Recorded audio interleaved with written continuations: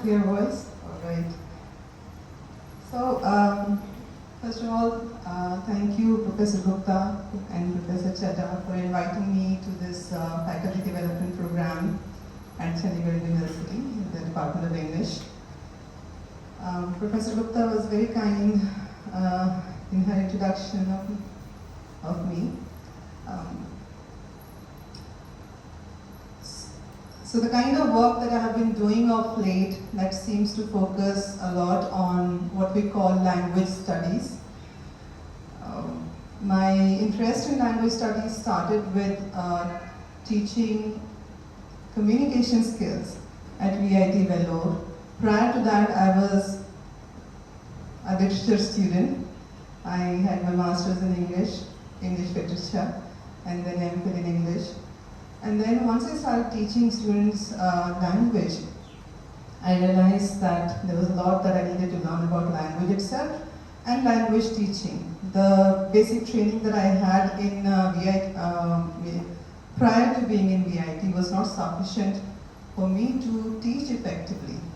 So I started exploring the linguistic and language-specific approaches to teaching, and it got me interested, and then I pursued my PhD in that. So at VIT, where I was for 8 years, that is what I did, taught and researched language. And so my PhD is in applied linguistics, which is essentially application of linguistic theories and practices for research and teaching. Then I moved to the Central University of Punjab in 2016, and when I came back, things were a little different here. My work required me to go back to literature because according to the curriculum, most courses were focused on literature. And we don't have undergraduation there, we have post-graduation only, postgraduate, PG and PhD. So the teaching was literature oriented, so I had to go back to my roots, and then I, of course, started afresh with literary studies. Not much could be done vis-a-vis the kind of work I was doing in VIT here because the number of students were very less. Also, we didn't have undergraduate students who are a rich source of data for us, for ELT, English Language Teaching, for example. So I started thinking of ways to combine my interest in language with literary studies. And then slowly and gradually, it took me a while to figure it out. Thankfully, we have, in our university, we have a dissertation. Earlier it was 4 credits in the final semester. Now for the last 1 year, 2 years, the entire 4th semester is of dissertation. So students don't do anything else, they just write one full dissertation research project, and that is of 20 credits.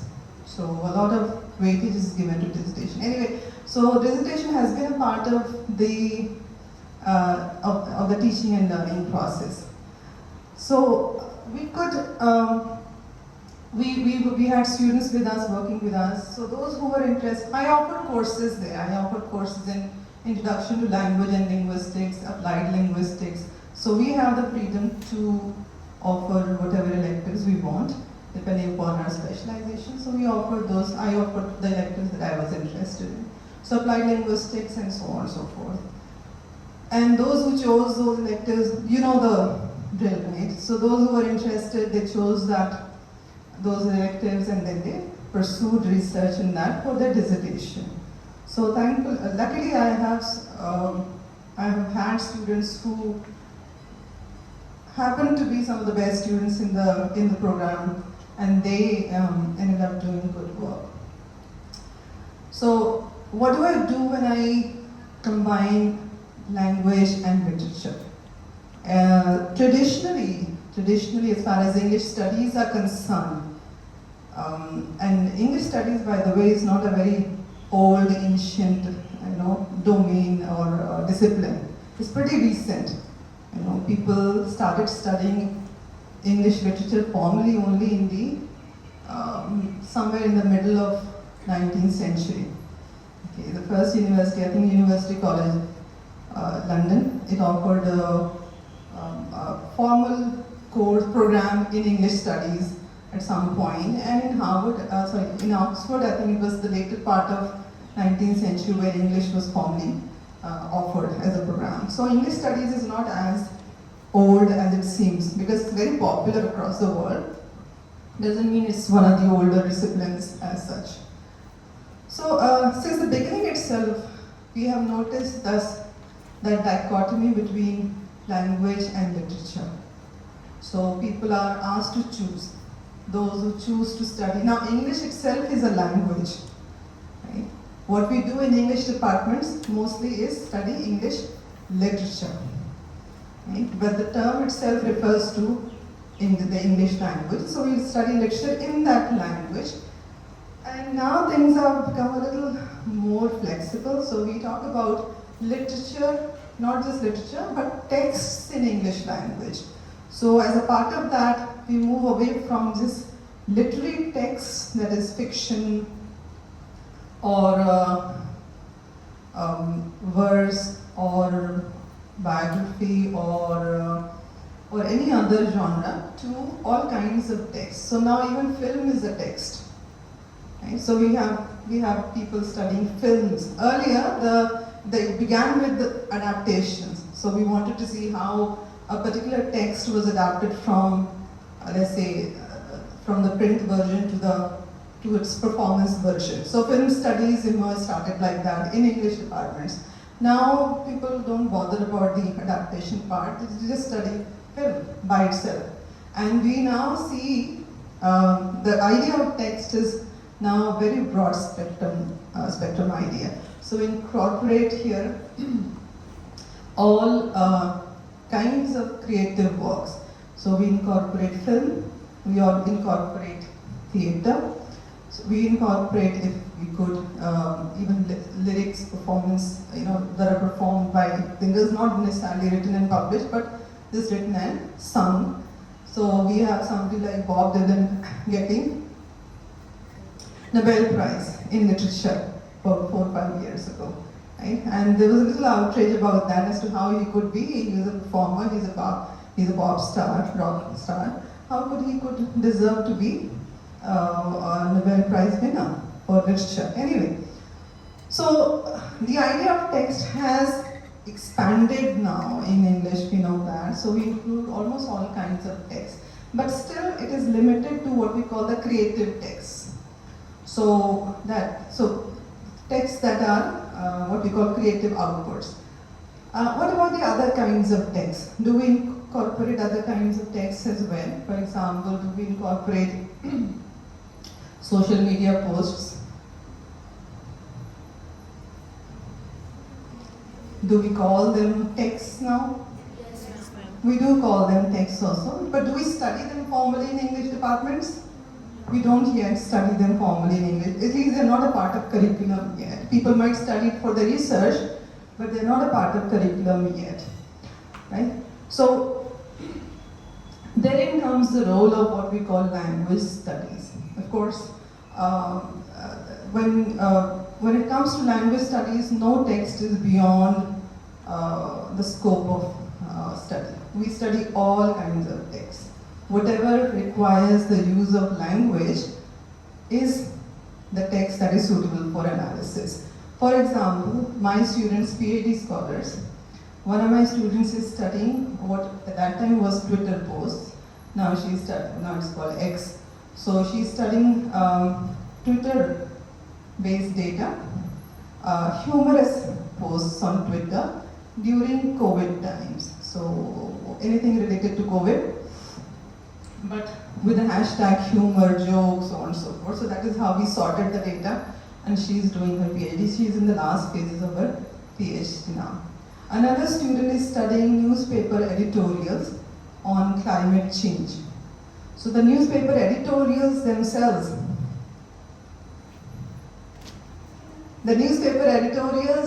are not traditionally considered literary texts or texts suitable enough for English departments, even though they require The kinds of texts she is studying, they are in English. They are from different newspapers like the Times of India, the Indian Express, and so on and so forth.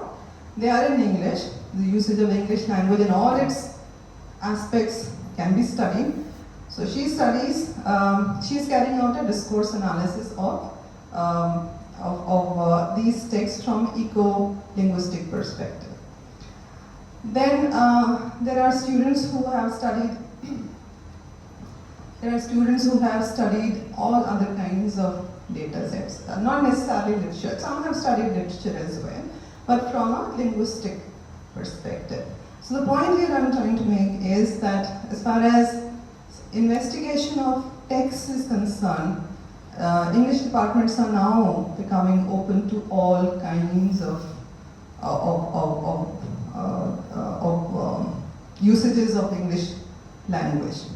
So if we are not restricting ourselves to literature anymore, if we are studying film also, if we are studying lyrics also, if we are studying drama also, or let's say speech and debates also, then anything should be open to investigation. Any kind of data set, any kind of text should be open for investigation, and things are moving in that direction. And an important part of that, that choice of that direction is the fact that a diverse range of texts are available to us now. A diverse range of texts is available through the internet. Earlier we were limited to the printed text. We were restricted to the libraries where we could access those texts. Either we had to go to the libraries or we had to write to those libraries. They would send, sometimes they would have the books, they wouldn't have the book. I know some of my professors used to mention that they used to go to American Central Library in Hyderabad to access some books that were relevant to their work. Those books were not available to them at all, in their own small towns and cities. So they had to go all the way to Hyderabad to access those books. Right? Now, you don't need to go to the American Central Library anymore. You can just go to their website and access the books, because most of the books there are digitalized and you can access them. So this change that the internet has brought has opened many new domains for us for investigation, for studies, for research. So I'm going to talk a bit about that digital turn in literary studies. I'm not going to talk much about language studies because the focus of this FDP is on literature, so I'll restrict myself to that.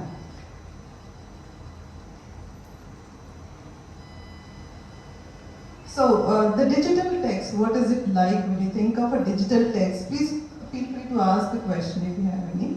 Okay, so the digital text is it merely a digitalization of printed text? No, we have published books now, though some of those books have been digitalized, and you can access those books through different platforms like you have Kindle, okay, and whereas we have PDFs. We keep downloading PDFs all the time. We have a pile of PDFs with me that I haven't read in a long time. Or I intend to read, but I can't get myself to read because of the fact that there are so many of them.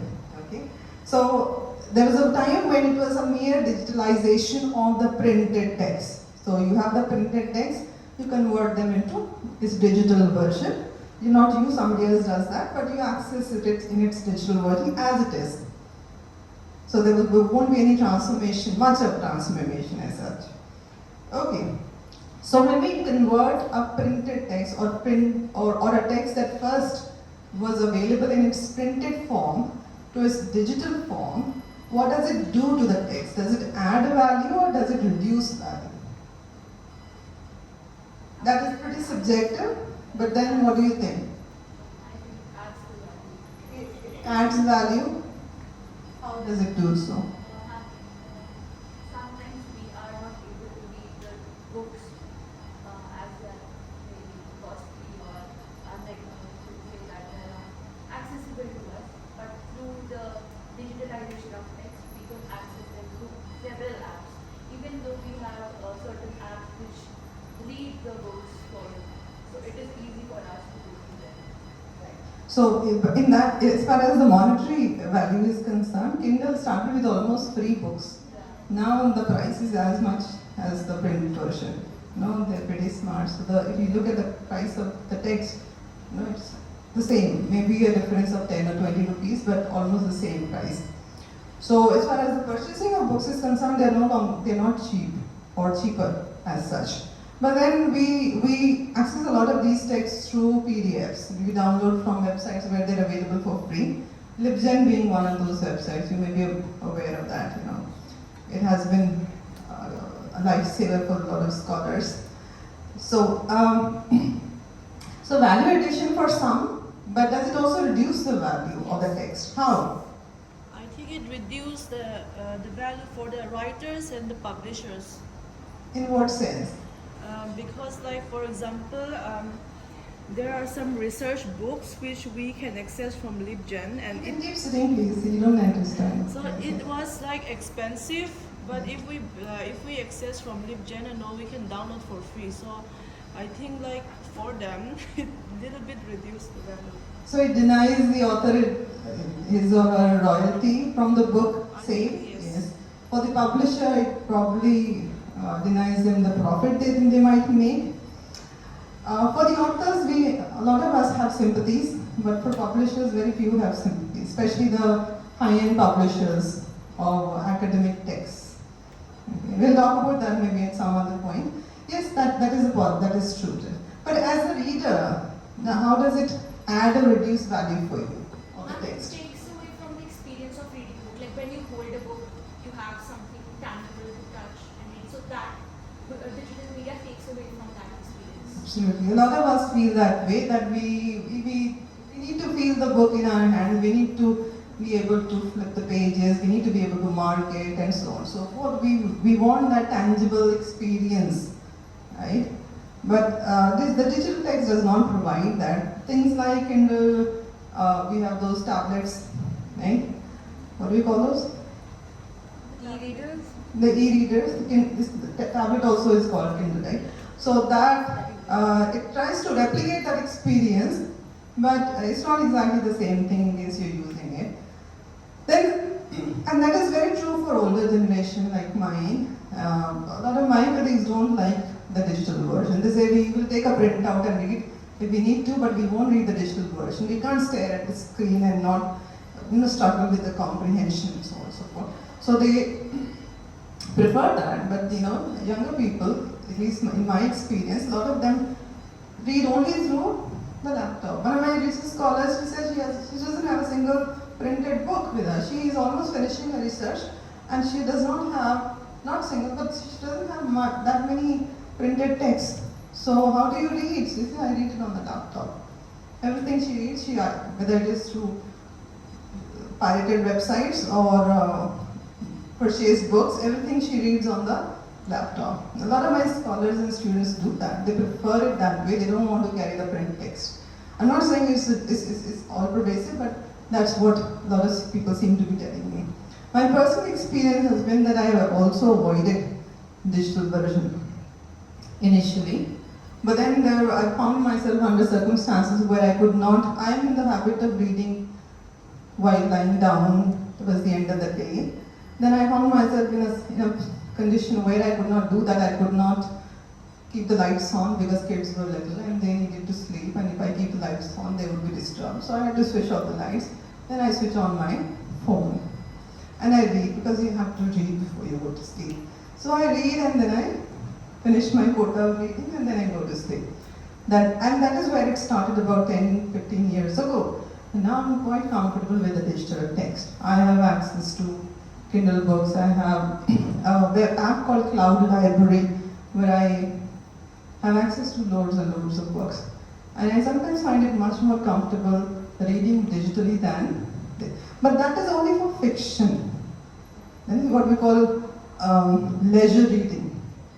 If I have to do academic reading, which we do a lot, then I can't work with the digital version. If I need to read a line again and again, if I need to go back to a page to understand what was being said and what the overall meaning of a particular text or paragraph is, then I need the print version. I'm still quite old-fashioned that way. So I get the older version. So value addition or reduction depends on, of course, the individuals. But the trend that we see is that more and more people are comfortable or okay with the digital version now. But is it the same text anymore? Could it be the exactly same text? We see that text, some might be the same as the printed one. The way you read, the experience of reading itself is not the same. You can scroll it up like that. The page size may differ. The visuals may differ. And you may have noticed, some of you may have also read text that the kind of text you will never find in the printed versions. Okay. So let's talk about what that digital turn has been like in literary studies. Historically, in the pre-non-digital era, if we were doing a literary study, we would buy a book, we would do close reading of the book, we will underline the book, we look for patterns, and we will, depending upon the theoretical framework that we choose, we will study that particular text or group of texts. Okay. So it was limited to physical text and manual research methods. We had old-fashioned libraries where we had to go to the catalog drawer and we had to search for those bibliographical information, search for the text where the you go there and find the book and so on and so forth, and you make notes on your notebook and so on, and compile the notes and write.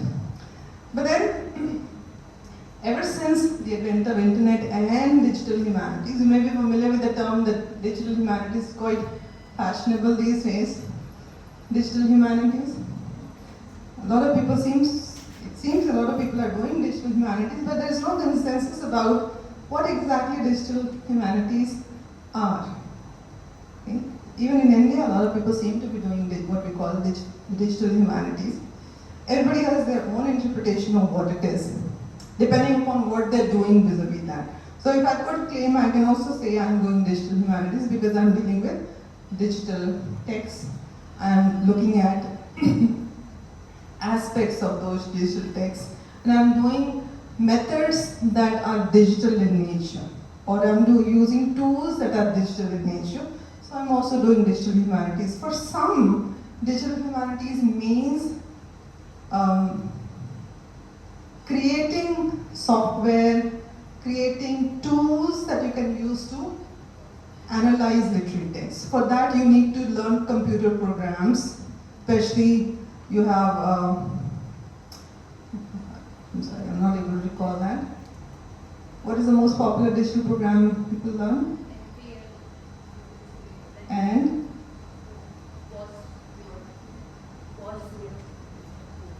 The more common one, they start teaching this in schools now.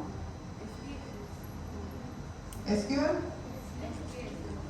HTML is there. I'm sorry, I'm not able to. Python, yes. I'm sorry, I just slipped off my mind. So Python is one of the most popular program that people learn when they want to create software that can be used to analyze text. Even, and these people who learn Python, they can be computer scientists, they can also be linguists, they can also be scholars from other disciplines. They learn to use Python for their specific purposes. Python apparently has many, many versions. So you don't have to learn all the versions, you only learn the version that is suitable for your work. Okay, so one of the earliest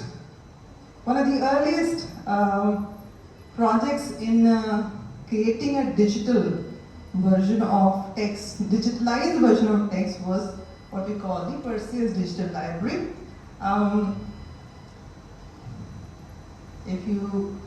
This was one of the oldest or earliest examples of what we call digital humanities project. So here, in fact, for many, digital humanities means digitalization of rare texts, old texts that might otherwise be lost, but you digitalize them and make them accessible to people for their use. So this was one of the earliest examples of. So here the Western classics are digitalized and are made publicly available to users. Okay. So this is one. Then we have over a period, we have now, as far as literary studies are concerned, now the digital humanities includes all of humanities, the discipline of humanities. So that includes the study of classics, the study of music, the study of philosophy, and so on and so forth. Not just literary studies, but for our purposes, we are focusing on literary studies. So we will talk about digital literary studies, and here we talk about practices, a range of practices, from e-literature to digital archiving to computational text analysis, and that includes integration of digital methods and tools for literary analysis and research. So there are three main parts of this presentation that I have today. One is focusing on, the first one focuses on digital literature itself, the primary text. The second one focuses on digital sources for literary studies. Many of the sources I'm going to talk about today you might be familiar with already.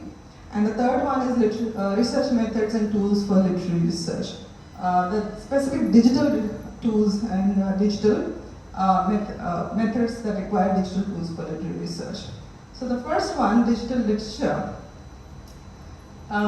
Here we talk about, now this is not the literature that is converted from print to its digital version. I'm not talking about that literature. We're talking about literature that was created exclusively for the digital platform.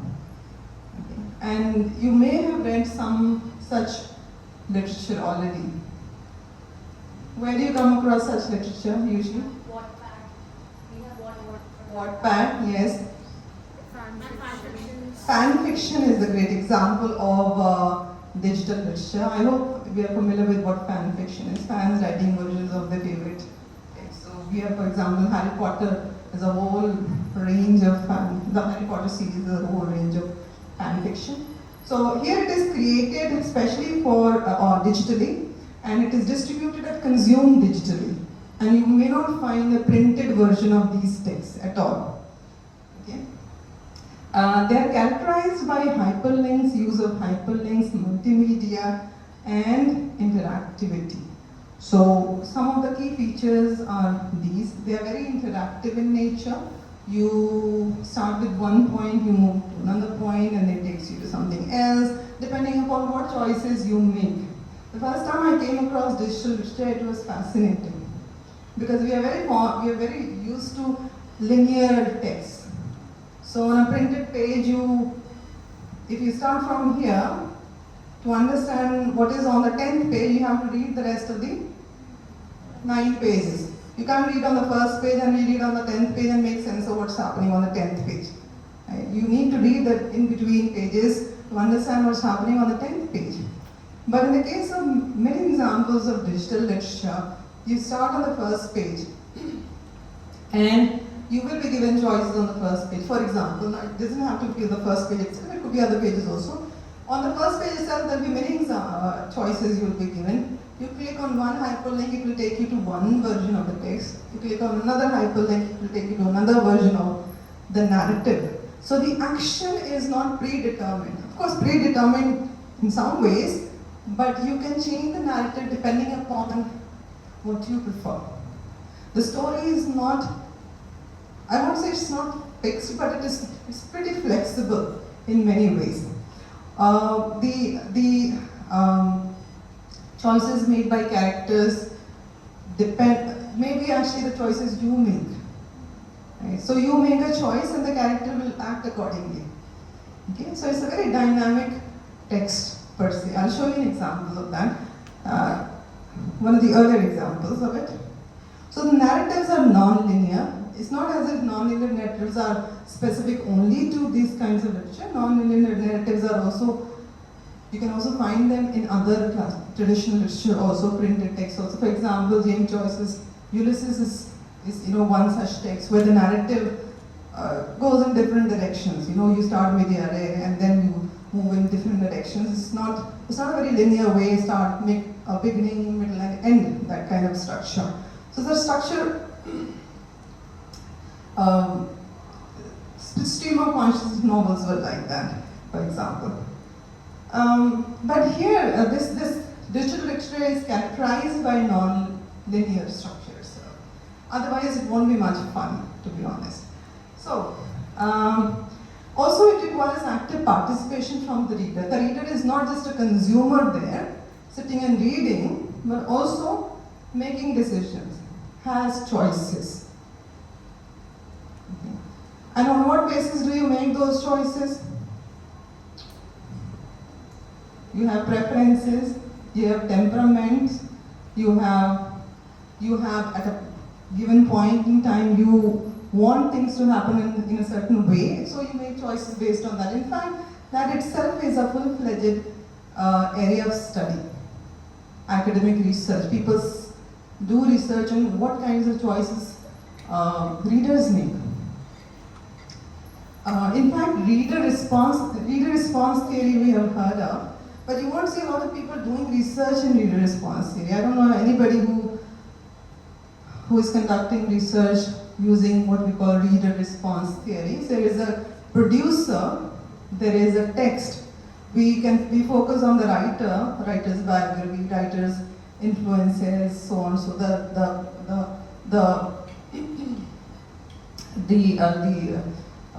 different kinds of influences that the writer may have had, the kind of choices the writer made, stylistic choices, so on and so forth. Or we talk about the text and we talk about social, political, cultural themes and ideologies that the text reflects, but we rarely focus on the reader who actually consumes the text. The reader response theory is supposed to focus on the reader, reader's choices, reader's responses, okay, and why the reader responds that way and makes those choices that he does. One of my students is carrying out research which happens to fall within the domain of what we call reader response theory. She is exploring what we call dystopian fiction, science fiction, not necessarily dystopian fiction. So she has chosen texts which are science fiction primarily, and she is trying to study, she is doing a stylistic analysis, so she is looking at it from the writer's perspective as well as from reader's perspective. So as far as the reader's perspective is concerned, so it's a PhD level research, so you can't just do reader's perspective at PhD level research. So she's exploring, that's one of the research questions she's investigating. So from the reader's perspective, she's trying to understand how readers understand the kind of world that the author has created using that science fiction narrative, science fiction text. Because science fiction is, it's not reflective of real world, that's what we assume. But how do the readers make sense of it? So we can't go into the minds of the readers, we can't really dissect the mind and understand how they do it. How do we get to know what the reader thinks about a particular text? Or what choices the reader has made? Only if we talk to the reader. So you can't go and physically talk to all the readers of a particular text because they're scattered all over. So how do you figure out? You may not even have a data set that can lead you to those readers. The publishers may not send you all the data who all bought those books, because we don't share our data when you buy a book. Right? Now we do, when you buy a Kindle, everybody knows how many books and what books you bought. But in general, so how do you know? So this one has gone, she's using a website where readers review books. For example, Reddit, Goodreads. So she is going to Goodreads. She is looking for responses to those specific books on Goodreads, and she is investigating those responses. These are popular, very popular science fiction texts. So there is a lot of response to those texts people have read across the world, and she is investigating those responses to understand the kind of world it creates in the mind of the reader, the reading of the text. Okay, so there's a theory in statistics called text world theory. According to text world theory, every text that we read, it creates a world of its own in the mind of the reader. And there's a whole complication to that. but she is exploring, she's still starting with the work, so I won't divulge much. Okay, so here is one of the earliest examples of a digital literature piece called Afternoon a Story, written in 1987. Okay. So here the reader chooses their own path through the text. When we talk about digital literature, we talk about hypertext fiction. For example, this is one text. Patchwork Girl was the older text, but it is not available right now. So I will show you example of this second text by Shelley Jackson. Here is an example of My Body. And as a reader, this is an earlier example. Now texts are much more complicated. So you have, if you click, you have, this is apparently a piece of fiction. So you can see the text, the story, there's different sections of the story. Depending upon where you click, you will get the narrative to move in that direction. The sections are all interconnected, but interconnected in multi-dimensional way, not just in a linear way. Right? You can check it out if you want, depending upon what you would. Okay.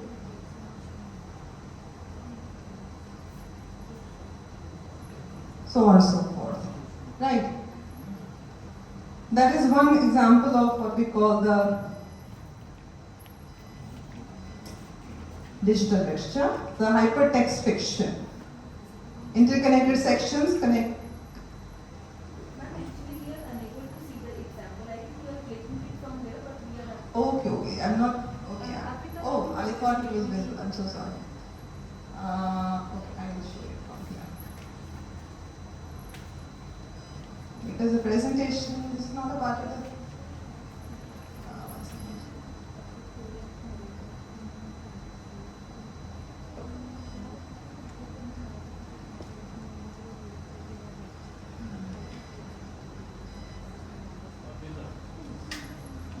So I think we need to change a little bit the setting.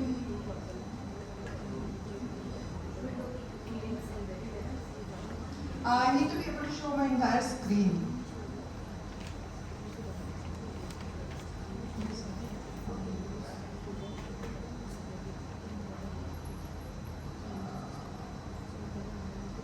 I need to be able to show a screen itself.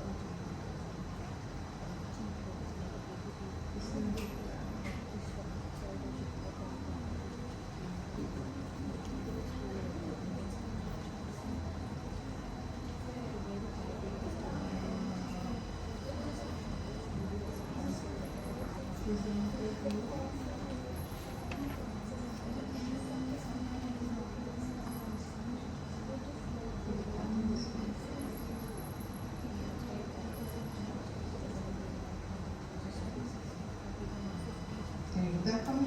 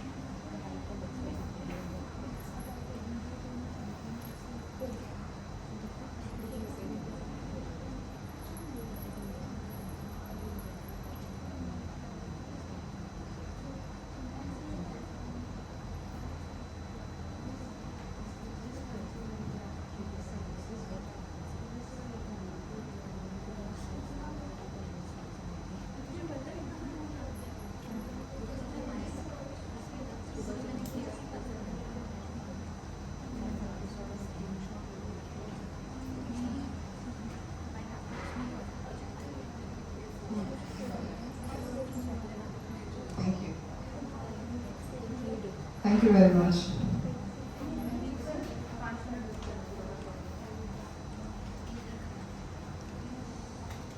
Okay, so we got it here.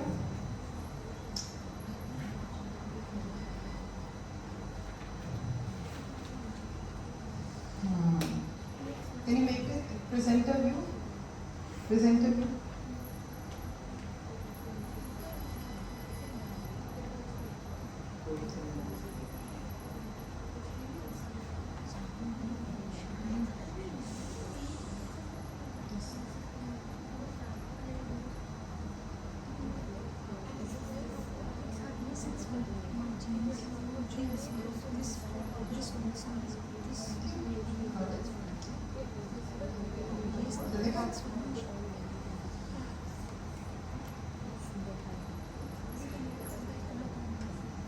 Can you see this now? Yes?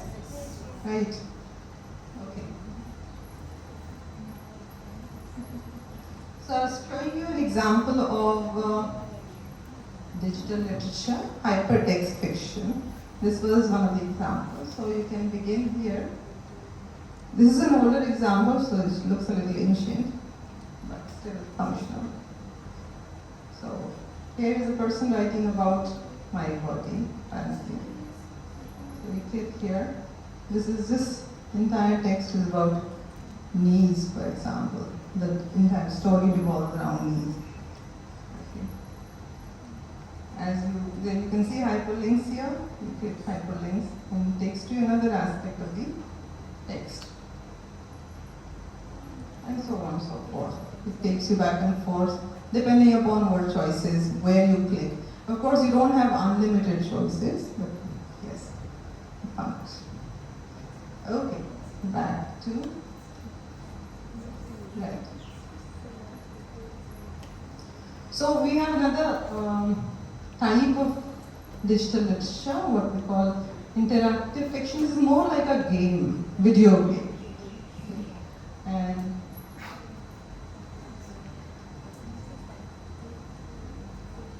so here is one example.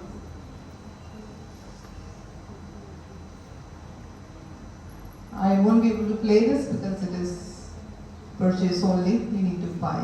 But it's still a piece of fiction, it's still a novel. Okay. Then we have generative and algorithmic literature. Here the narrative moves depending upon what is fed to the particular program.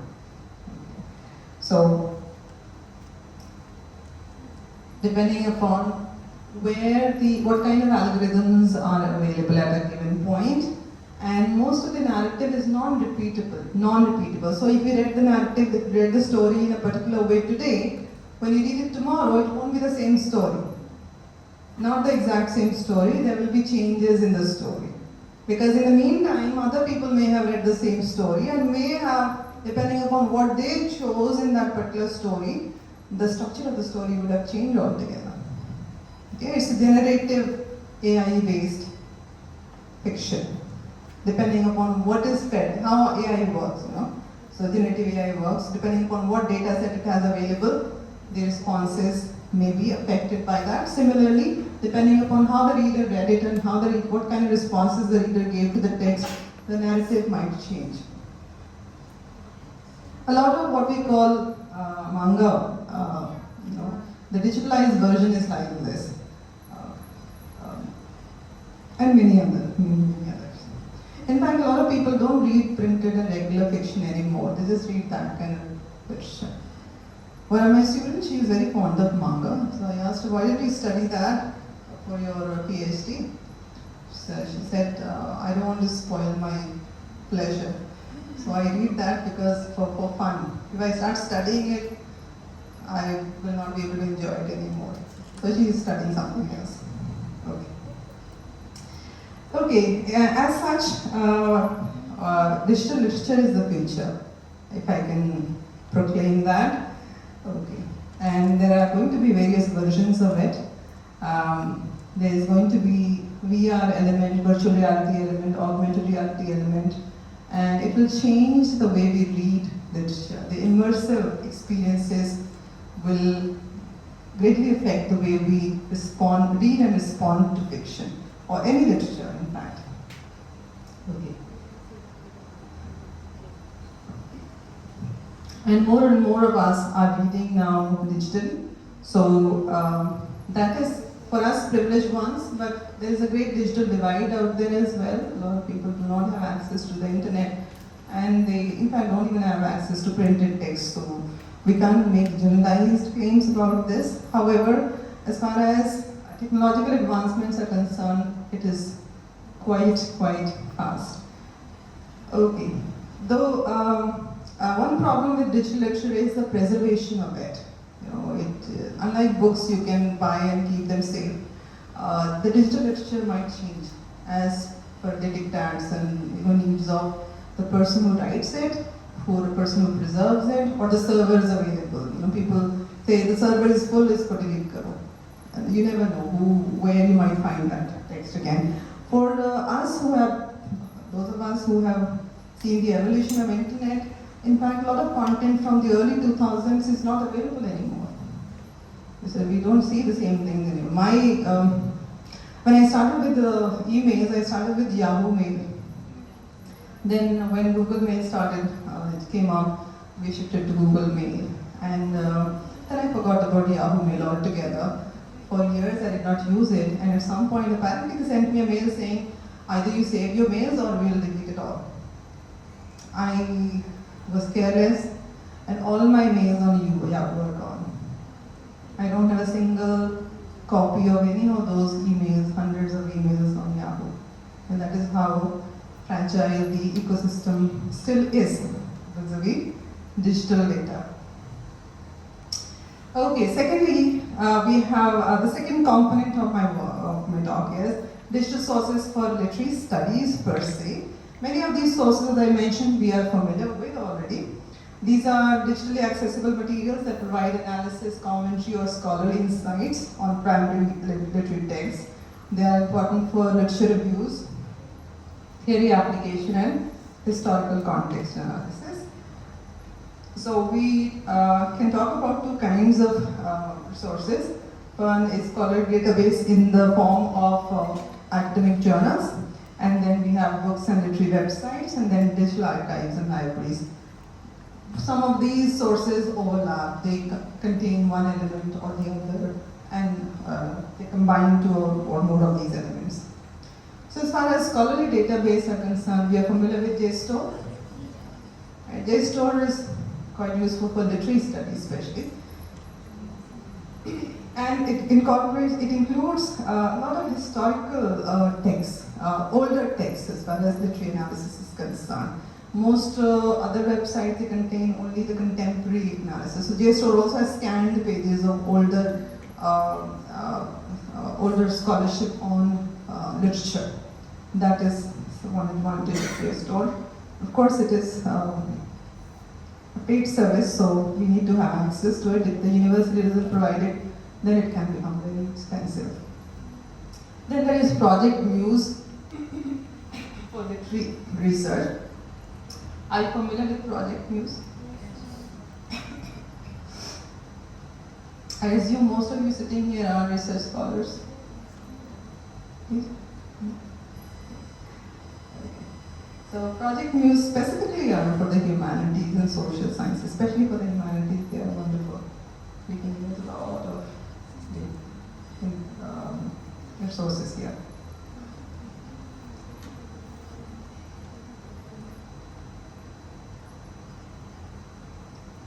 Then we have MLAs, Modern Language Associations, International Bibliography. Bibliography it is, so almost all aspects of literary research you can find detailed bibliography on MLA, International Bibliography. A second. Here we go.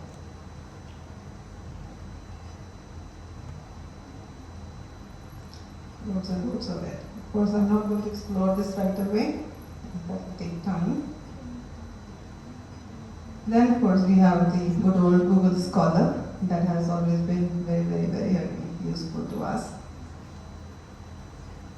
I've heard Google Scholar has gone a little mad these days because of the addition of AI. The research is not as good, but I think it all depends on the keywords we give.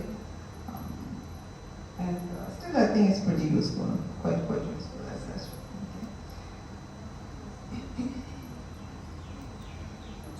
The best part being that it is freely accessible in most cases. Then academic journals, we of course look for academic journals separately depending upon our area of study, depending upon where we see others are publishing and so on and so forth. Also a good way to look for academic journals in our field would be through Scopus and Web of Science.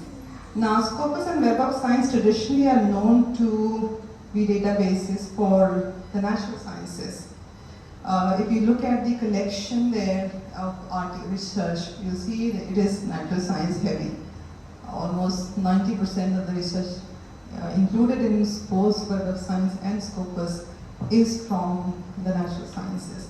And for the natural sciences people, it's not difficult to publish in Scopus Index Journal or Web of Science Index Journal. For us, it is a tough task.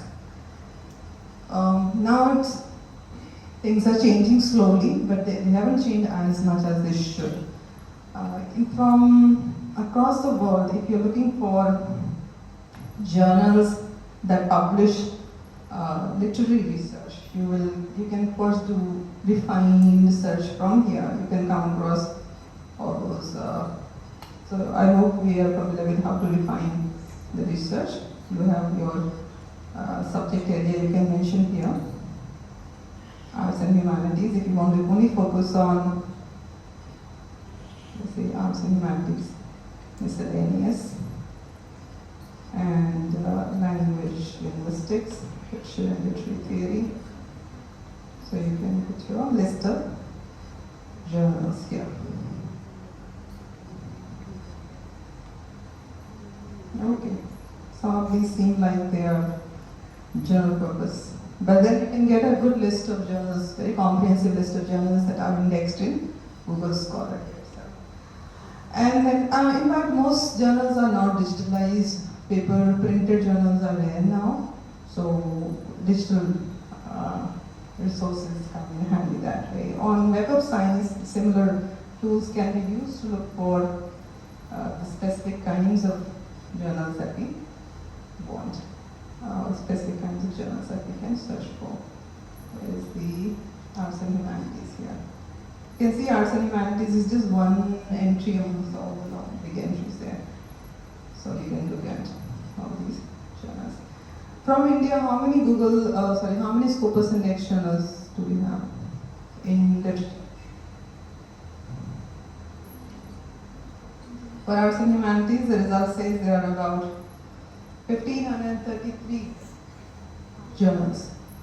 Of course, this is just humanities, arts and humanities, and so it includes non-literary journals also. But from how many journals do we have that are Scopus indexed but published from India? Which one? That's IUP Journal. IUP Journal. It has been a part of Scopus for a long time, and it has been successful in remaining in the index for a good reason, probably. But all the other journals that were Scopus indexed in the past, they have been removed for different reasons. One of the major reasons being that they publish substandard research. When you say substandard, of course, who is there to judge what is substandard, what is not? But one of the basic criteria that we require to check whether a particular research article is good enough or not is by seeing whether it has been peer reviewed or not. So double-blind peer review is a must for any journal that is accepted by Scopus. And a lot of these journals do not have a provision for double-blind peer review. Peer reviewed they may be. Peer review is not just editor saying, please check the spelling and punctuation here, we'll publish next. That is just peer review. That is not even peer review, that is just editorial decision, basic editorial decision, proofreading level decision. Nobody checks the paper, nobody checks it for its arguments, for for its validity, for its coherence. In India, editors do not check that. Even a fairly well-known journal like Literary Voices, which is not Scopus Index but indexed in the Web of Science, there is no provision for peer review there also. People think that it is peer reviewed, it's not really peer reviewed, it's just the editor writing to you, just check the spelling punctuation, and that is it. Peer review is double blind, first of all. You don't know the evaluator, checker, or the reviewer, and the reviewer should not know you. That is one criteria.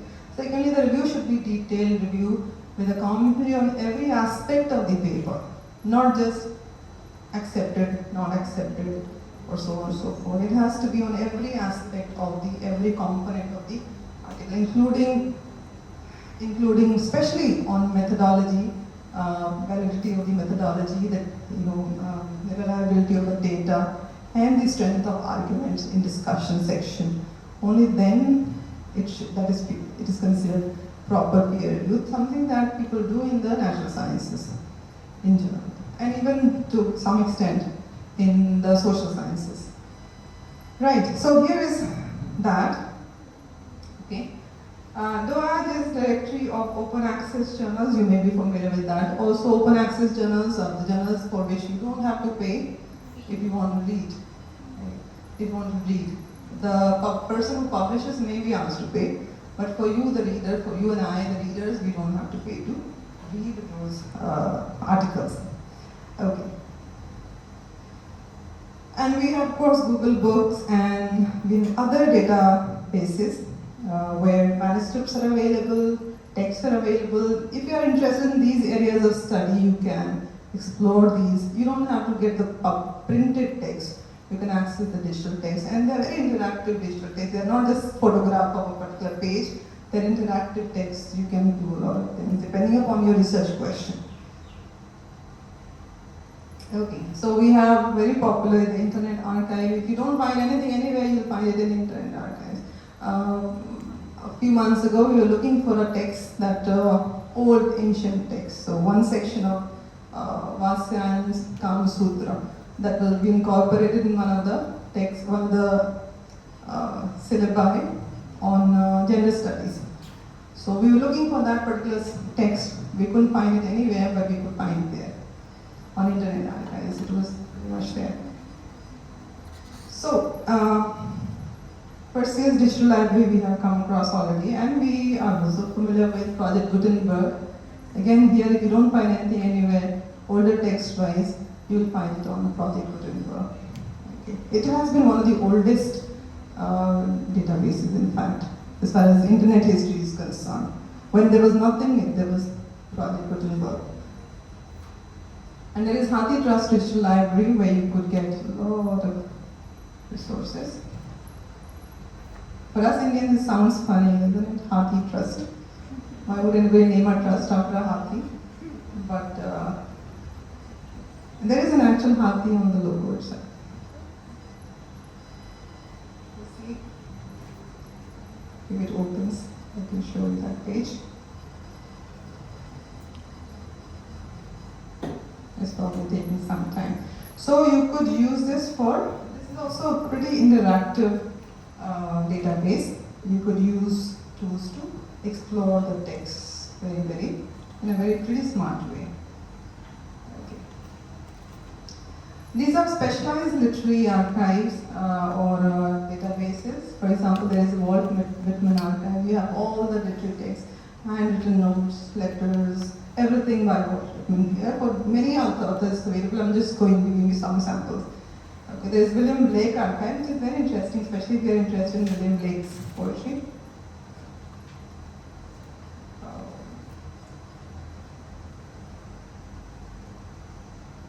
No internet connectivity, it seems anymore.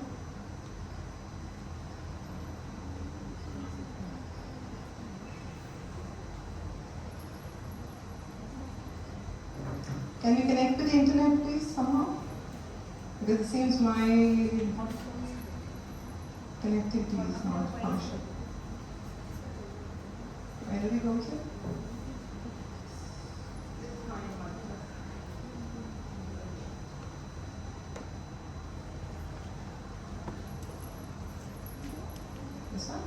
first thing.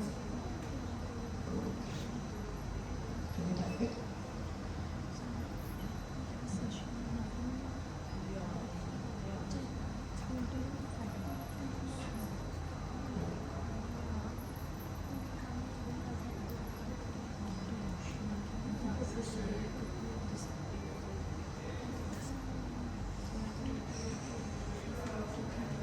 So while it's going to start working, we will move on. Okay, so various databases, archives, Victorian Women Writers Project, so on and so forth. There is Digital Public Library of America, and so on and so forth. As far as Indian resources are concerned, we have archive, we have the National Archives of India. I tried the website yesterday, and like all good old websites of Government of India, it did not work. It did not open, so it's shut down for whatever reasons. There is Indian Culture Archives, which is also by Government of India. There is Abhilekhh portal. There is Shakespeare in Punjab Digital Archive, somewhere based in America, not in Punjab. And so it is about how Shakespearean texts have been adapted, performed, and so on and so forth in Punjab. I don't know how they thought of the idea, but apparently they have a lot of text there, a lot of database there. And then there is Library of Congress's South Asian collection, which has many manuscripts from India. There is Punjab Digital Library also. It was quite popular. It is still quite popular. Their Twitter account is quite functional, but somehow the website is not opening. They have a whole big archive of text from Punjab. And then there are other private publishers that have their own digitalized resources. Story Weaver for children. The stories are digitalized, not just digitalized, they are interactive stories that children can work with. And Zuban publisher has its own digital platform. Rekhta, you might be familiar with. They have almost all of their texts are available on the website, and people can they keep adding more and more every now and then. So it's then the Hindi version of Rekhta has texts also. So the latest writings in the two languages, they are available on websites. So to access primary text, surely they are pretty useful. Okay, moving on. So as such, of course, scholars can do a lot with these websites. So if you have to give a smaller project to a student, you can ask them to explore these websites and bring in some kind of comparative analysis.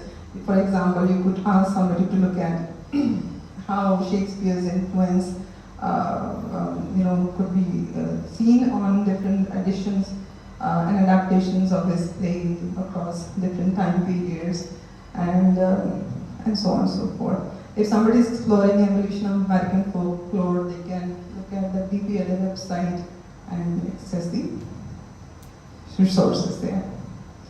I'll move on to the digital methods, specifically digital methods and tools for literary research, something that I do a little. When it comes to digital methods, we talk about the use of digital tools and technologies to collect, analyze, and interpret data. Both, all the three: collect data, analyze data, and interpret data. Digital tools for that.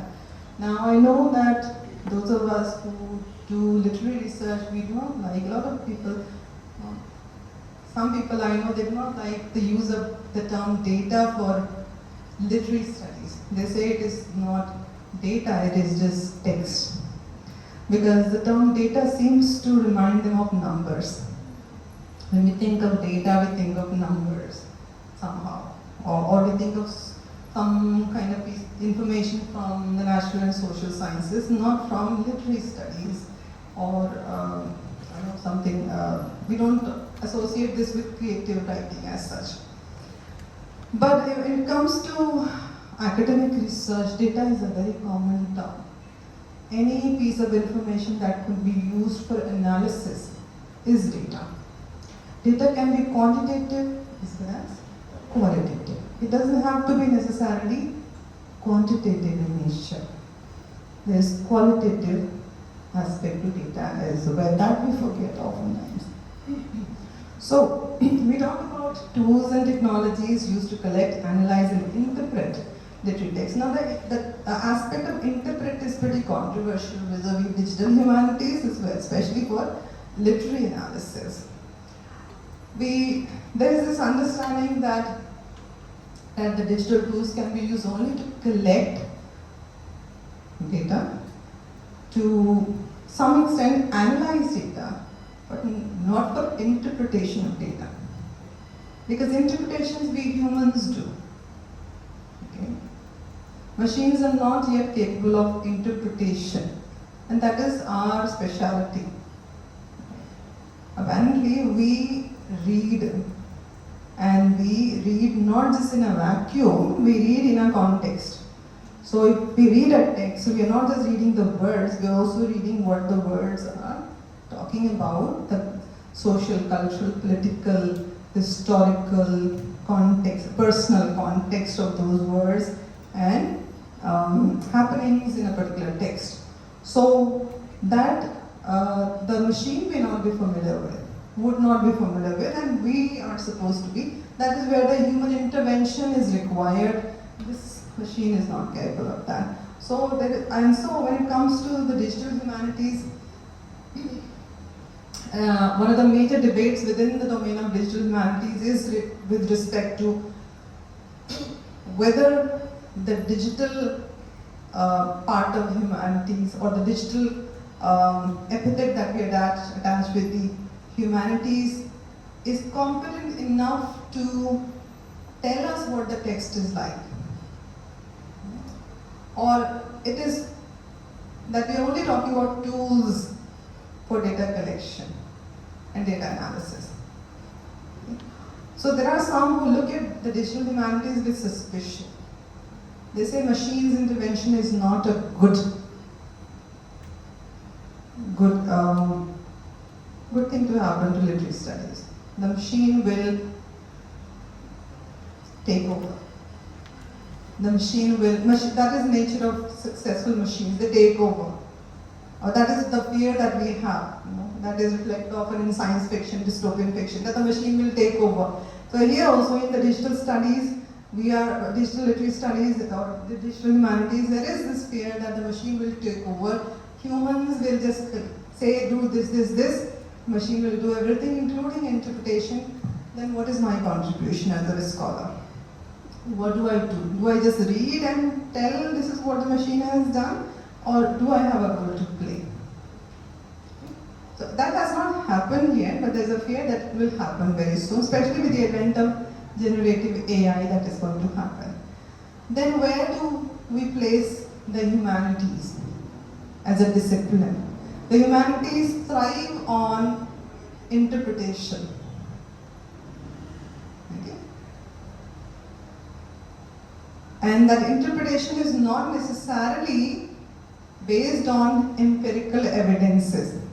We start with a hypothesis. We read a text, we read a couple of texts, 2, 3, 4 novels, and we form a hypothesis. Or we start with a particular aspect of our study, we choose a text accordingly. You want to do feminist study, and you go for those texts that are female oriented. And then you look at you select those. It's the sampling itself is biased. So you select those texts, you read those texts, and then you have in your mind that since it is a feminist or woman-oriented text, it might talk about some problems related to women. Do you anticipate a text to be funny? Something that if it is about women? That is not a general hypothesis we start with. If it is about women, it will be sad and depressing. Sorry, I'm just generalizing first. So it will be something about the problems that women go through. It would be about suffering of women. You don't expect it to be funny and fun, unless it is chick lit. That you also make assumptions about this chick lit is going to be like that. So, but serious literature about women will be about problems that women face. We start with that hypothesis, and we read the text. The tentative hypothesis is already framed. We are just looking for evidences to support your avatar. After that, यही काम बचा है. मैंने तो decide कर लिया था. You have already decided what the text is about, problems women face. Now look for evidences of those problems. So text number 1, here, atrocities, oppression, exploitation, etc., etc. Text number 2, atrocities, oppression, and then some kind of, what do you call it, recovery. Okay, so trauma, recovery. Like, we look for evidences like that because we have already formed the hypothesis. Rarely would a text surprise you. It will give you what you're wanting, what you want specifically. You want suffering, you'll find suffering there. You want trauma, you'll find trauma because you chose texts that are about trauma. Right? What else do you think you'll find? Right? So nothing wrong with that approach per se, but it's a biased approach to some extent. If you're talking about research which is exploratory, then you can't start with biased aspect of it. And exploratory research is where you don't know what you'll find and you start with null hypothesis. I don't know what I'll find. I randomly selected texts. I like this author. I'll take 3 more texts of the same author. I haven't read those texts. Let me see what I find in the 3, 4, 5 texts of the same author. You might find trauma suffering, you may not find it in everything. You might make a judgment about the author not being consistent about the themes that he or she has taken, or you may say the author has different things to do, so on. So you might do a lot of things if you start with a null hypothesis. Anyway, so it is argued that when it comes to digital or digital tools, this is not something that is useful for academic research in literature as such. Okay. But then there are many methods we use as a part of it. We use digital methods for archival research. Surely a lot of people do that. For example, people who study partition of India, they have archives that you can use, that can have texts related to the partition of India. You have oral history method as well, where you want to explore a particular historical event or anything related to a group of people. You might go and talk to those people. You might record their oral history. And for example, again related to partition, a lot of people have done oral history projects. They have actually gone to people who have migrated, who have suffered during the partition, and they have explored their narratives. And the digital tools come in handy there. We have multimodal methods.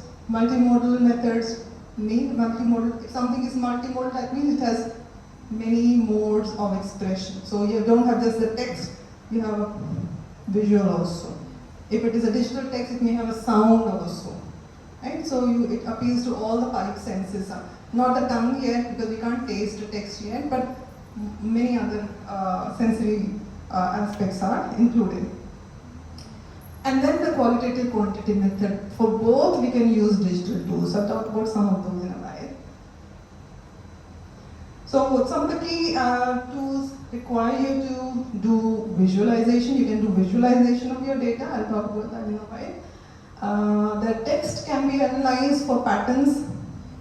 It can be analyzed for patterns related to themes and structures and character behaviors and so on and so forth. Then you can also use the digital archives for relevant documents. One of the very commonly available tools is Google Ngram Viewer. It is not specific to literary studies, but it's a pretty interesting tool that I hope I will go to now. Have you used Google Ngram Viewer? Anybody? Yes, ma'am. What does it do? It is freely available, so just about anybody can. Here we are. Google Ngram Viewer. This is the default page of that. So what can you do here? You can look at how words and expressions have evolved over a period. So starting from 1800s to 2020, 21 or so. For example, the use of these terms: Frankenstein, Sherlock Holmes, Albert Einstein. I did a little search here. I used just some search. Now they are not, by themselves they cannot be full-fledged research projects, but they can help you with your research. That much they can do. So I thought, let me see how we use Punjab. And there are two spellings of Punjab in English.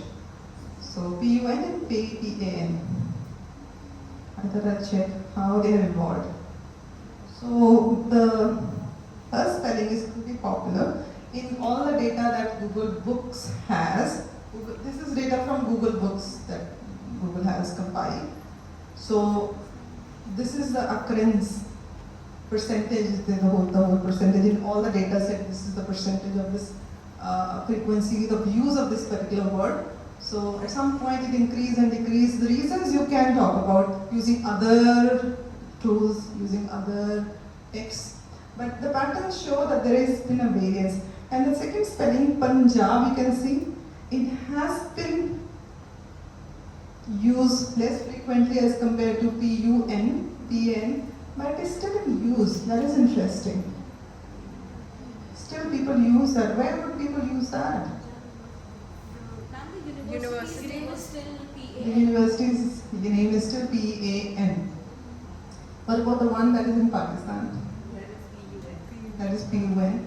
So is it only because of the strength of the use of Punjab by P-A-N, by Punjab University, that we have this? Could be other documents also, could be other texts also where people use P-A-N. So by itself, it does not lead you to any kind of conclusions, but you would need to explore these more. If you're looking at words, usages, expressions, you can use full phrases also to search. I wish I could give you an example, but there's a whole, you can see whether a particular word is used more as a verb or as a noun, and how frequently. So you can see, do this POS speech tag, part of speech tag you can use. Part of speech, that is part of speech, noun, adjective, adverb, so on and so forth. And other options are there as well. You have the whole big instruction document about that. Wonderful amount of work that you can do using just this. Okay, right. Moving on. So here it allows users to track the frequency of words and phrases in millions of books between a long period. Okay. Then we have other tools also, something called Time Mapper. Now these are tools that you can incorporate in your research. So Time Mapper, for example, can give you a kind of map of a timeline of a particular, if you have, the example here gives you, that if you are looking at a Gothic novel, in the historical context of the Gothic novel, you can use these story maps.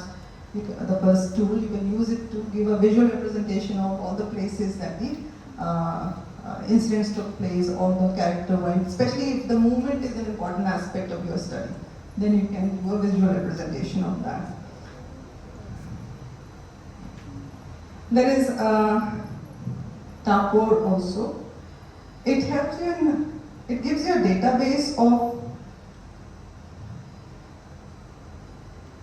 it's an entire big list of tools that you can use for different kinds of work. For example, there is a tool for South Indian languages and culture. There is a set of tools that you can use. It is a database basically. So we have online Tagore database, and you can explore Tagore's text. Of course, a lot of people study Tagore, but you can explore this further, specifically at the word and phrase level. Then other tools like Voyant. I want you to look at this Dickens, CLIC Dickens project, which is a database of Victorian literature, especially focusing on Charles Dickens novels. It is a highly interactive website. What does it do? It gives you all those. Now, these terms that you see on the left, they're related to what we call corpus linguistics. Okay. But here, corpus linguistics is the study of large collection of corpora and using linguistic tools to study those corpora.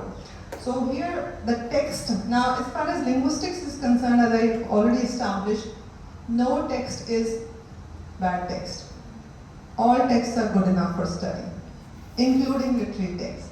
So this year focuses on literary texts, Victorian texts maybe. You can see, so these are all the different tools we use in corpus linguistics to explore a text. Concordance lines, for example, they tell you what kind of words are used before and after a particular text. Okay, so you can choose a particular corpus. Let's say you go for Charles Dickens novel or children's literature, for example, and you can give a term here. Let's say woman.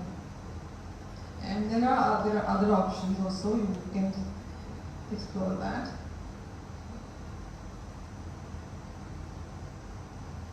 And here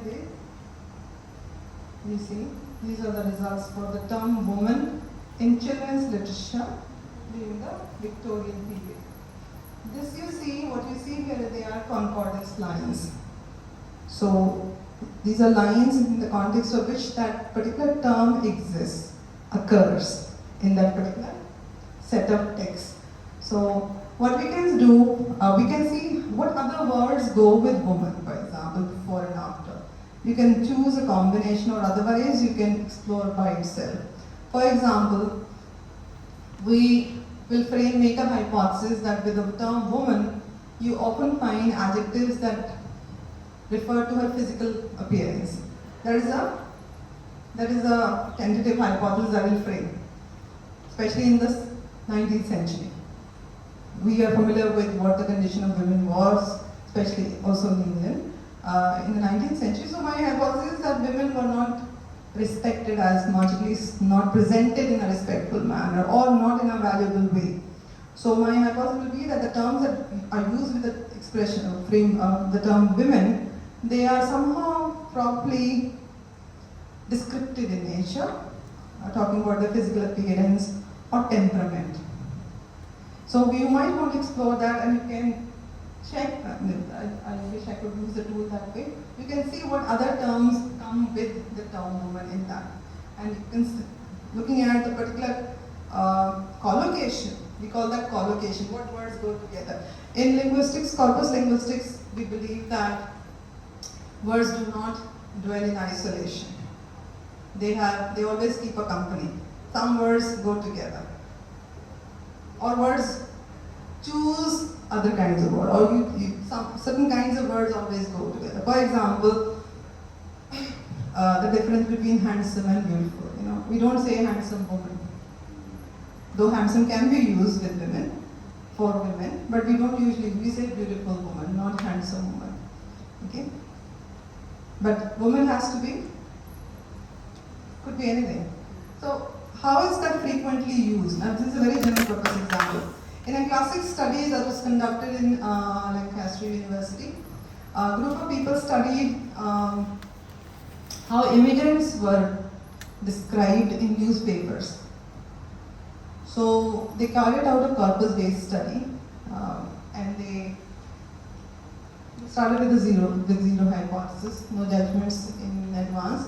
So they wanted to see how immigrants were. Immigration is a big issue in Europe, specifically in the UK. So they wanted to see how for a period immigrants were talked about, and what kind of adjectives were used to describe or talk about immigrants. Because the kinds of expressions we use to talk about women, about certain group of people or individuals, they reflect our attitude towards those people, right? That's how we use language to talk about our perception of the world. So the study revealed that with the term immigrant, this was a small part of the larger study, with the term immigrant, the most frequent adjective was illegal. Illegal immigrants. Okay? And the adjectives associated with, apart from the other adjectives associated with the term immigrant were, expressions like parasite, dependent, harmful. This is in newspapers, which is supposed to use formal language. Okay, and then they compared the broadsheet with the what we call the what is the other term for that? Broadsheet is a regular newspaper, and then they have evening newspapers like full of gossip. What is the term for that? Anybody remembers? The the UK has these two different kinds of newspapers, broadsheet and gossip newspapers that they print in the evenings. So they try to see how immigrants were described, and these were the terms mostly used for immigrants. This is despite the factual data that there aren't that many immigrants to the UK anyway. More people immigrate to or go to Germany and France than to the UK. And the UK people's attitude is this, that we don't want anybody. We don't want immigrants, and the newspapers reflect the common public's attitude, and so they end up using these expressions to refer to immigrants. Now the fact remains that immigrants come legally. They are not necessarily illegal. Okay? Most of those immigrants arrive there legally, but then somehow they are perceived to be illegal as such.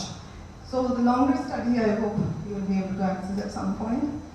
Anyway, so this is one software, AntConc, which is a software that I and my students use sometimes. It's a freeware, and it is used to explore text. I did a little study. Let me show you where that paper is. Here's a paper that I carried out, that I worked on using AntConc. This is a very small scale study. I use literary texts. I use poems of W.B. Yeats and T.S. Eliot. I was using I was teaching modern literature at that time, and I was teaching first the traditional way. Then I thought, let me run it through AntConc and let me see what kind of results I get. So I wanted to see what are the most common words in the corpus of poetry of the two very well-known modern poets. So I wanted to see that, and there is a whole bunch of results here.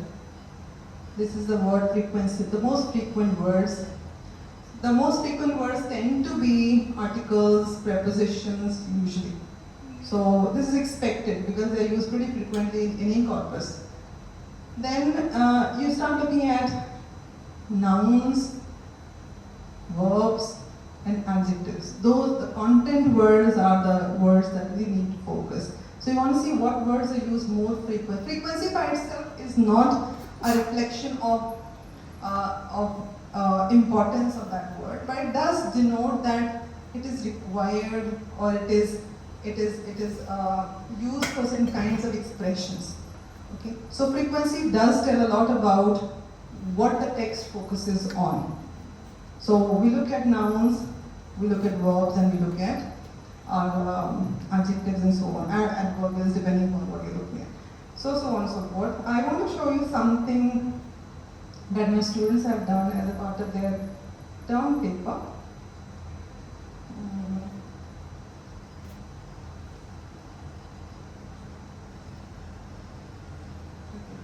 So here's one assignment that I gave them. These are master's students. They did this as a part of their term paper this semester itself. So this is a part of applied linguistics course. I offer this course in the second semester of MA, and this I gave this small project I gave them. This was a part of the larger linguistics related work. So this person, she studied. We had 2 sessions with these students, introducing them to corpus linguistics, and then we asked them to choose texts that they want to explore, and then use AntConc to explore these texts. So I asked them to look at the most frequent nouns, most frequent verbs, most frequent adjectives and adverbs, and look at their collocation and concordance. That was the basic 4 tasks that we gave them. So here, this person, she chose two novels, Handmaid's Tale, these four novels, Handmaid's Tale, The Robber Bride, Alias Grace, and The Testament. So these four texts, long texts, these are. So though I asked them to not choose that many, I asked them to choose fewer texts, poetry mostly, but this one chose fiction and she had this whole big corpus here. So she collected, so there are these many tokens. 56,000, how many? No, 5,62,213 tokens. I mean, these many individual words were there in the corpus. Very large corpus. And so she looked at all these frequency, she checked out. These were some of the common nouns in the, she put it all together. You could look at each text individually also, compare and contrast, but she put all the texts together. So these are the frequent nouns, these are the frequent adjectives, these are the frequent verbs, most frequent verbs and more frequent adverbs. This is a result page that she used. Then we were supposed to look at each of these words. For example, said is the most common verb. So she had to use said in the search box. And she had to see what goes before and after said. Who is saying what to whom? And this is the search result here. Please understand this is a very preliminary research, so these are just trying out things. So here we have the result page. This is the result page reflecting the use of word said, yes. And this is a more interactive version of it. The word cloud version that the tool has. So this student does not reach any specific conclusions, she just shows the results as it is. She says these are the words that are more frequent and so on and so forth. There are others who have looked at, who have interpreted these results also.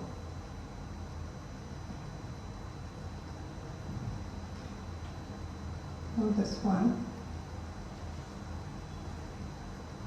So here is another paper, term paper, where this person studied poetry of John Keats, and while she gets the results, she also interprets them somehow. Focusing on the content words, love, which should be in inverted commas, but she doesn't put that. Love is the most used noun in the poems of John Keats. Thus, from this we can infer that it is because he is a romantic poet. This also reveals Keats's recurrent themes and imagery. The most prominent theme of Keats' poetry is love explored in various aspects. The wide usage of other nouns like eyes, light, heart, heaven, beauty also proves that the poet deals with the ideas of romanticism, sensuality, nature, and beauty also. Now these conclusions are not new per se. When you read Keats, you know this is what Keats does. If you don't find it on your own, people tell you that. So what uses these corpus tools? When we read text, especially when we read short amount of fewer text, it's easier to identify patterns. But and that is one of the limitations of literary research also, that there is a limit to how much you can study.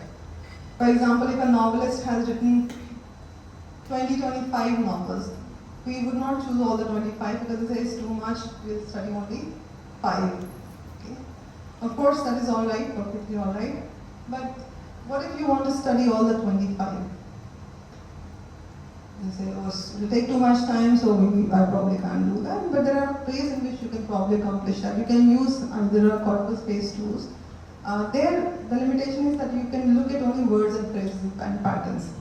But what if you want to explore more and want to, let's say, do a thematic analysis or content analysis? What do you do then? Content analysis is the general pattern practice that we engage in. So we look at a piece of fiction, we look at expressions, we look at themes, we look at character behaviors, and we mark that, we have notes on the printed text here and there. We put them together. Later when you are writing, analyzing, you have to remember where what was. right? You have to keep track of where you put those labels, where you mark those things, and so on and so forth. That itself can be quite tedious, a tedious activity. For fewer texts, it is much easier. For large amount of text, it becomes quite difficult. So, to do something like that, in case you want to study more text, you can use corpus tools, of course. Corpus tools are just that, tools. They can help you explore certain aspects of your work, not everything. There are other applications too, but I will not go into that at the moment. So, in order to do a little more, okay, 1 second, a little more exploration, you can maybe look at a software called Tagit. Tagit, have you used qualitative data analysis software?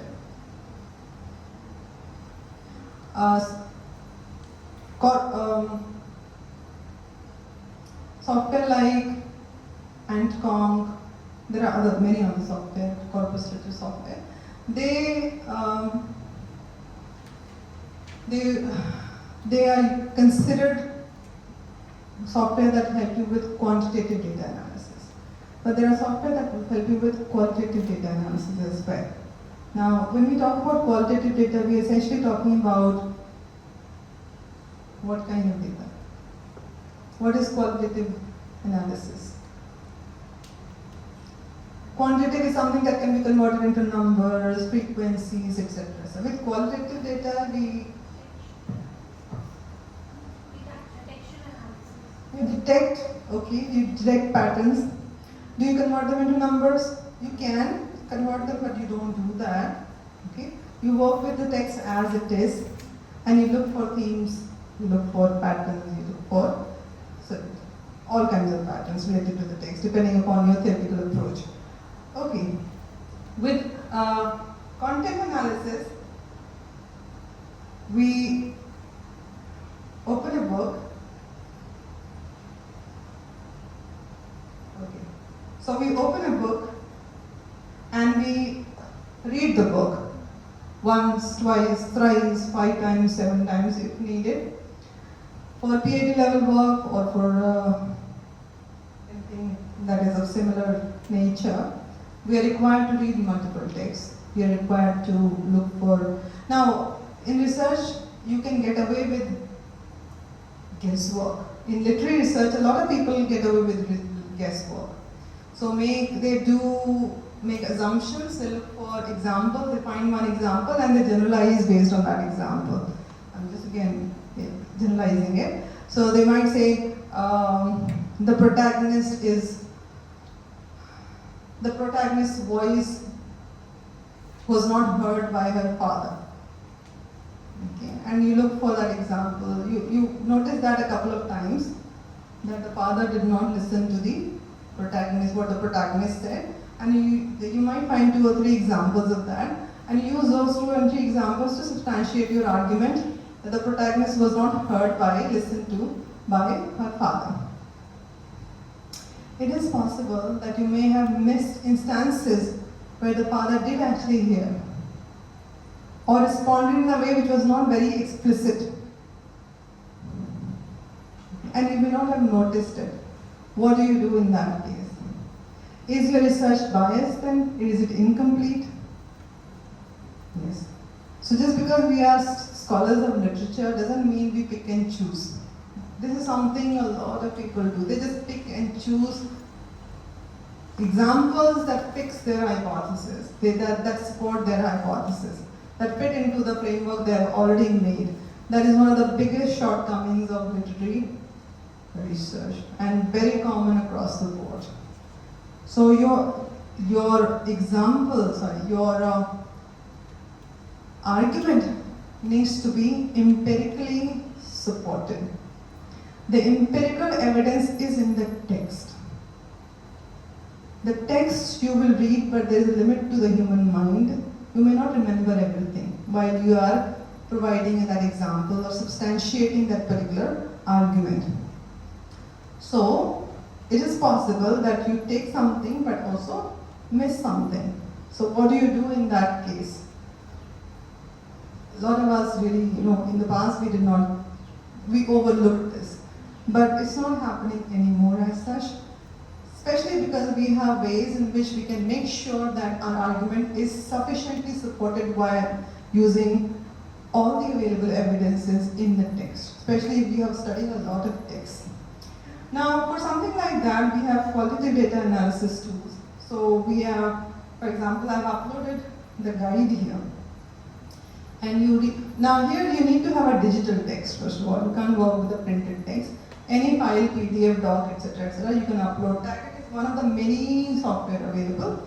Freeware is a freely available software. So you can upload that file.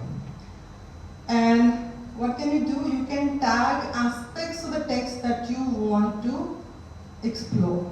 You have to read it like any other digital text, but you can tag it. Rather than manual tagging,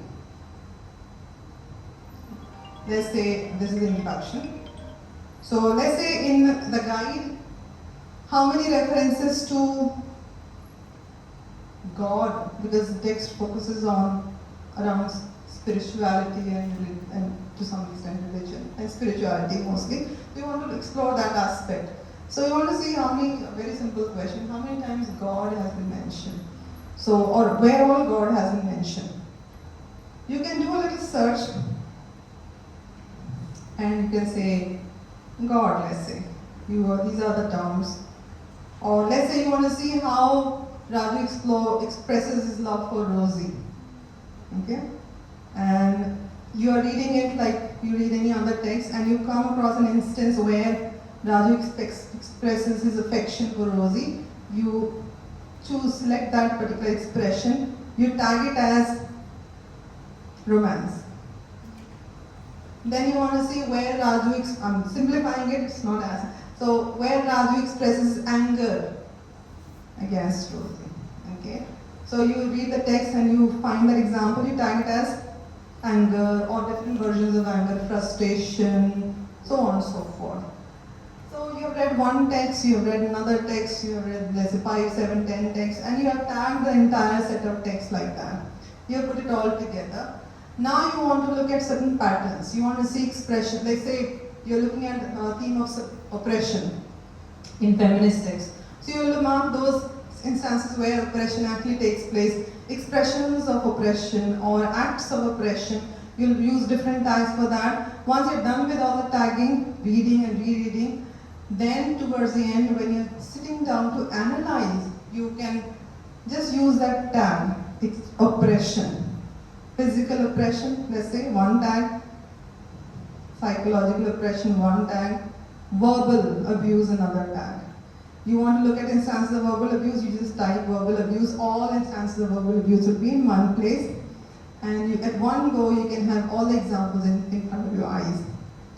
Of course, the machine will not do the analysis. The machine is only compiling the data for you. You will do the analysis that way. I would like to show you briefly one example of, towards the end, of, one study that my student carried out. She did a Haldane statistic analysis of selected autobiographies, and she selected two texts. This is master's student station. So two texts she chose, My Story. These are both autobiographies of people who are writers of profession. So My Story by Kamala Das and When I Hit You by Meena Kamasamy. And these are the research questions she asked. The examples I'm going to show, they don't refer to all the research questions, but just one part of the research question. So you can see the framework, the analytical framework is Haldane statistics. Statistics is a part of literary studies, also it's a linguistic approach. So it kind of covers both the domains. Because one of the few approaches that cover both literary and linguistic sections of English studies here.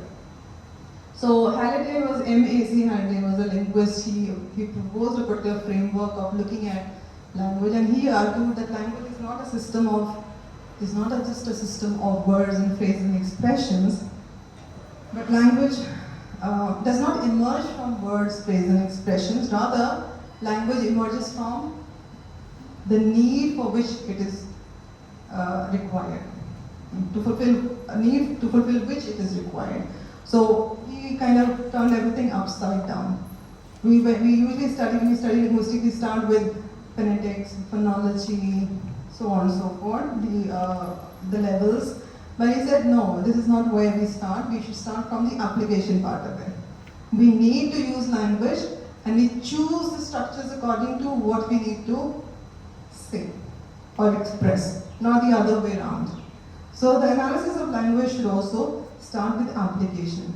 Anyway, so this is Heideggerian framework within stylistics. She wanted to study transitivity system, which is a part of Heideggerian analysis, and she also wanted to study the narrative, the themes of trauma and existential crisis felt by the protagonist, basically that she was focused on, and how this trauma and crisis was expressed through thought and speech. Because in a piece of fiction, you can't just write descriptions. Characters speak, characters think. That is how the story moves forward. They do something based on that.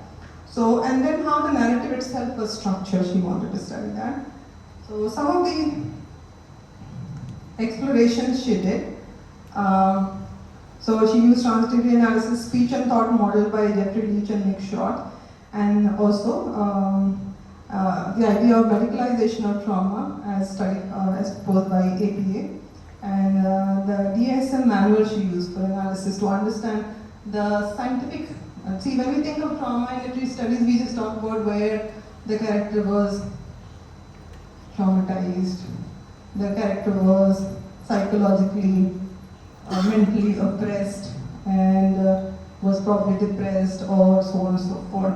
But she went a step forward. See, we like to study those aspects, but the problem is that we are not professional psychologists.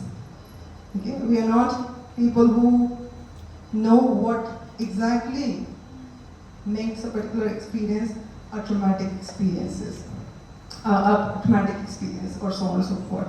We are, see, just about anybody can make judgments about anybody else's mental condition. That does not make us experts. So when we study a novel, a piece of fiction, and when we make judgments about a character's mental state, we are just doing that. We are just making judgments. The conclusions we draw are not based on expert opinions. We do not become psychologists or psychiatrists just because there is a representation of trauma there and we are making conclusions, judgments about that. I personally am not very fond of that kind of study because we generalize and we draw conclusions that may not be medically substantiated. So it is like passing a judgment on your friend's mental condition. That doesn't mean we become experts on whether the person is in depression or not. Okay? So to make your analysis better, probably it's a good approach to actually look at scientific literature that is relevant. So this person, she chose the DSM manual that is created by American Psychological Association, where we have specific features of trauma, mental trauma, psychological trauma. And then she checked the other model of narrative structure. So she used Target. I just wanted to show you the application of Target itself. So here is one screenshot of the page where she used Target. These are all she looked at speech and thought models. Remember, that was one of the research questions. So speech and thought model gives you various kinds of speech and thought in a text. So you have direct speech, indirect speech, which we are familiar with. We have free direct speech, free indirect speech, free direct thought, free indirect thought. The way what the character is expressing is presented in the text. Okay? Sometimes the character is only thinking. For example, in stream of consciousness novels, we go into the mind of the character. Nobody knows what is happening, but we as readers, we know what's happening in the mind of the character. Right? They would not have uttered those words.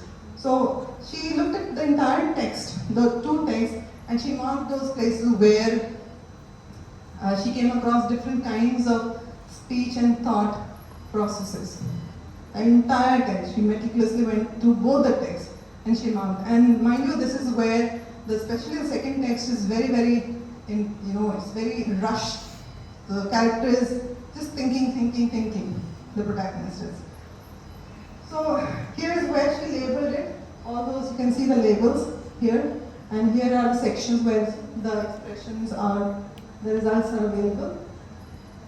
Similarly, the same page, for the different text, the second text. Okay, and then she also looked at transitivity processes. She marked all the process. Transitivity processes are related to how the verb is used in a text. Okay, so it is assumed as a part of statistics, healthy statistic analysis, that the verbs that we a writer uses or anybody uses, they are not random choices. You use a verb to talk about a particular process, okay? Especially in the case of what we call interpersonal context. Interpersonal metafunction is one of the levels of analysis in Heidegger studies. So she looked at all these processes. Transitive process referred to the use of verbs. So she noticed, she marked in the target software, she marked all the verbs and how they were used to. So not just the verbs, what goes after the verbs. So we have something like material process where something is done physically.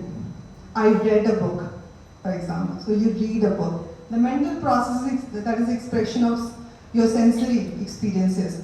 I felt humiliated. Felt humiliated. That is a mental process, and so on and so forth. She noticed all those examples and she looked at the frequency here. Similarly here with the other text. And this is how she marked all the processes, transitivity process. So you can see, I hate the upper bird, she said. You have the verbs there, that's where we mark the process itself. And so on and so forth. And these are some of the findings of the many findings. She found that in one of the texts, the most frequently used transitivity process was the mental process in my story. In When I Hit You, it was a material process of actual doing something, happening. And as far as speech and thought model is concerned, in my story it was the direct speech was used more often, whereas in When I Hit You, it was a free direct speech. The two are different. When I Hit You, you don't see usages like he said and she said, and it's just what they said, back to back, like that. Right, so these are some of the findings that she came across. I want to stop with this. Last point, absolutely last point. As far as challenges and future directions for digital turn in literary studies, we have challenges like aspects of access. Not everybody has access to internet, not everybody has access to digital devices that they can use. Not everybody has access to digital literacy either. We are privileged people, so we think everything is available to everybody else, but that is not the case. Okay, you go to a village, like even where my universities, there are many students who come from villages. Most of them don't have any device. They may have a phone, but phone, there's a limitation to what the phone can do. We have known students who type the entire dissertation only on their phones because they don't have access to a laptop or a desktop. Some use the laptop that is available in our language lab. That is the only device that they have available. So we have loads and loads of students who are not privileged enough to take things for granted, things like digital usage. So digital data requires preservation. You need to upload it on cloud. Sometimes that is possible, sometimes that is not possible. Sometimes you have to buy access to more storage to cloud and so on and so forth. Sometimes you lose the data, that is another problem. What if the hard drive is gone? What if you haven't taken it back up? And that is at the personal level, at the larger level, the problems remain. But what they do, the digital turn in literary studies, it leads you to more interdisciplinary research. Absolutely, yes, it happens. So the previous example I showed you of research on the two autobiographies, fictional autobiographies, the same they are. Those are classic examples of interdisciplinary study. So you have linguistics and literature, and within literature there is a genre that is not studied that much, autobiography. In fact, when we are doing literature review, we didn't find much research on autobiographies in India at all. Okay. So this also, more and more tools are going to lead us to better and more sophisticated technologies, and more efficiency, absolutely yes. And then this is also very clearly linked to what we call the future of the humanities discipline. We may have heard the cries of the death of humanities for a long time now. For the last 20 years or so across the world, the departments, especially English departments, not English, but not necessarily English only, but within the humanities departments are being shut down. This is happening in England, this is happening in the US. So if there is a financial insecurity of any kind, one of the first departments to be shut down is the classics, the music, and English, or languages. So that is one aspect of the crisis of the humanities. The other aspect is that the best of the best students are not moving towards English studies, language studies. They are, for the last many decades, they have been going towards. There was a time when even the best students would want to do MA in English, because that is considered very prestigious. But the best ones are now going to study, even if they are not interested in that, they want to study STEM. And thirdly, the old ways of doing things may not be sustainable anymore. We will have to evolve a little bit. And whichever way we can do that, of course, it can be, as far as the theoretical aspect is concerned, there, methodological aspect there, and all the other practical components of academic teaching and research in the humanities, and especially in English. If we want to, now, we don't like that, we do not want to do it, but we are required to do it. We are forever asked to justify our existence.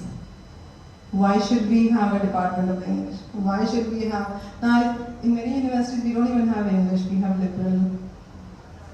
liberal arts. It's not even English, so it is an amalgamation of a lot of things. Most private universities have liberal arts, not even Department of English. And in the name of liberal arts, everything is incorporated. No problem with that, as long as there is a good representation of all disciplines and domains within that. So we are asked to justify our, why should we fund you, why should the department exist?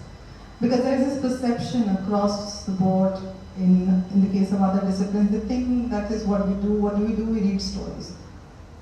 English के लोग क्या करते हैं? Novel तो पढ़ते हैं. You read novels and you read poetry and you enjoy. What do you do? बहुत बड़ा language सिखा दिया, कैसे बोलना है, communication skills. That is all that you do. Most people outside of this bubble that we are in are not aware of what we do. One of the reasons why we don't know about that is because our research is very subjective, individualistic. We don't collaborate with others. We do individual work. Now things have changed a little bit. Most of the times, again, we don't bother publishing our research. So we do PhDs, paper are published. We are doing publishing now because it's required by the university, not because people are willing to do it. Most of our extremely important research is closed, shut in the libraries. It's not publicly available. When I said there is not much research on autobiographies, does that mean nobody has studied autobiographies in India? No, they have studied, but it's not available. I can't go to all the libraries across India to find the research. So it should be available somewhere. We have Shod Ganga where research is available, but that is not peer-reviewed research. Peer-reviewed research is the only kind of research we are supposed to cite now. Okay? PhD level research is not peer-reviewed. It is just examined. Peer-reviewed research is available on journals. So after PhD, pass हो गया PhD, publish कराना, का paper करा लिया कहीं पे ठीक है. For the basic requirement, other than that we don't really concern much unless there is a pressure from above. So that is one of the reasons why people look at it with this people ask us why should you be there in the first place. Apart from as a subsidiary department where we teach communication skills, nothing wrong with communication skills, perfectly fine, but we do more than that. Okay. So one of the ways in which we can you may say that this is not really something that everybody wants to do, but I feel that this is important too. And sometimes we need to also tell that we are here and we are here with a sense of purpose and we do important work. Here is my work.